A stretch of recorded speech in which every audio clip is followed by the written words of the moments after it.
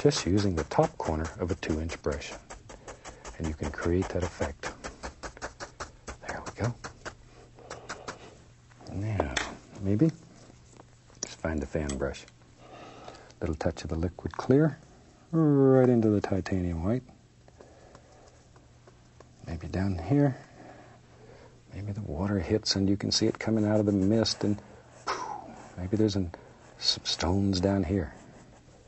Shoot, maybe you even want to show there's a stone there. It's all right if you want a stone there. Take a little brown, put your little stone in there, or 2, or 10. It's up to you. Put as many or as few stones as you want in your waterfall. A little highlight on that stone so it stands out. There. Use a small edge of the knife and give him shape, texture. Maybe that water sneaks right around, comes right down around that stone. It's splashing right down in the front here. We don't know where it comes from. It's coming from the mist back in here. Just all kinds of little things are happening. There we are. There we are. And take our clean brush and just tap it a little bit here around the edges to mist it up. Okay. Now to create splashes, push upward. Bend that brush so it bends upward. And it'll create the illusion of splashes going on all down in here. Look at that. See, that color just jumps alive because we have all that underneath. There's liquid clear under there, and then there's that lavender color. And it's really, it just comes alive on you. Now on the very bottom, I put a little bit of dark sienna. I hope I mentioned that. A little bit of dark sienna just to change the flavor as it comes on down here. There we go. Shoot, we're getting crazy here. So nice. All right, let me mix up some color here. Whatever dark that was, and phthalo green and blue and black. All those nice colors. Now then, take the old fan brush. Let's go back up top here. Now it's time we start making some big decisions. This tree lives right here in front of the mountain. It has a spectacular view. Spectacular view. Just use the corner of the brush. Come right on down. And I'm not putting a lot of branches on it. I want to leave some area so I can see through that and still see that beautiful mountain back there. Now then, this tree right in here. There we are. And we'll just let him work his way right on down. Right on down in there. And up in here.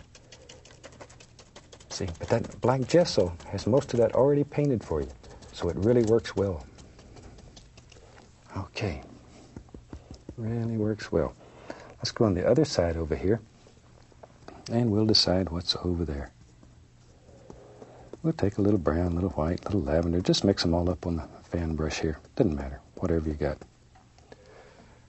Over here, let's come right in here. Make some big cliffs and rocks and all kinds of happy things. There it is, right in front of the waterfall. Got to make those little noises. There it comes, right on down. There we are.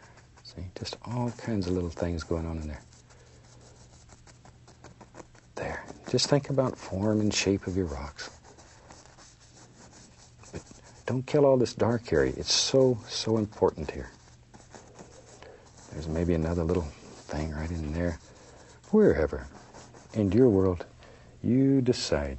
We'll take the little knife and let's come back in here. And once again, I just want to let it barely touch. Just tap a little color. But follow those basic angles that you put in there. Just follow those angles. There. There we go. See, right on down, wherever you want them. Then we take our big brush and very lightly, barely touching again. And just move that paint, blend it, create a big rock. There we go. Now back to our brush that we made the little bush with. Maybe we want a bush on this side too. I don't want him left out. little green, a little yellow. We'll come back in here. And there's a happy little bush that lives here. Maybe he's got a friend. Lives right there. And all I'm doing is tapping down with the top corner of a big old 2-inch brush. Okay. Here and there, a little bit more of the white paint. Very little paint. I want to create that misty illusion and just sort of let these blend together. And I'm beating the brush only to remove excess paint. That's all. There. Now you can, it sort of gives the impression that you can see through there and see some of that green. A little bit of mist over in here that's sort of floating around. Fantastic. There we are. Maybe in our big tree up here. Tell you what, we can just use a fan brush since I have it already dirty, using that same green color. Put out a few little limbs and there we go. Wherever you want them. Wherever you want them. We need a trunk in this big tree, so we'll just take the fan brush.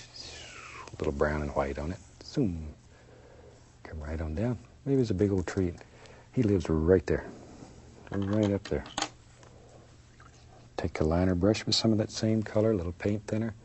Put in the indication here and there. A happy little limb. Happy little limb. Now then, we can take a little white,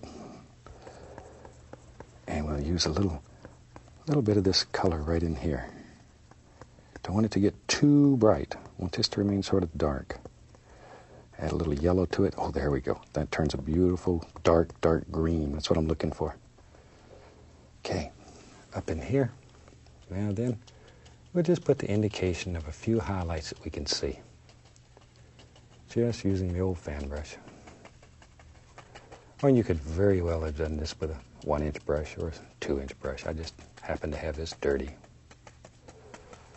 Doesn't really matter. There.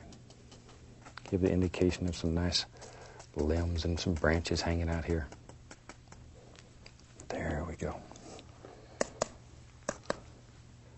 There. Just a little more rock things here. It really helps if you're sort of nervous. I want to darken that up just a wee bit. If you're a little nervous, it's an asset here. Okay. Clean off the old knife. Let me wash off a fan brush here. And we will take a little touch of the liquid clear.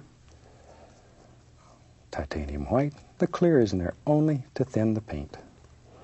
And let's bring all these things right out in here. Let it begin picking up all those little beautiful colors. Maybe this just sort of ripples, floats right on away. We don't know where it goes, wherever you want it to go. But now it's beginning to hit that dark sienna. A little Indian yellow in there too, dark sienna, Indian yellow. All those little things just happen automatically. This really makes a spectacular painting. I hope you've enjoyed this one, because the old clock on the wall tells me it's about time for us to leave you for today. But we'll be back next time, and hopefully we'll have another surprise for you. I really hope you try this one, and if you do, drop me a line, send me a photograph of how it comes out. I'd love to hear from you. And from all of us here, happy painting, and God bless, my friend.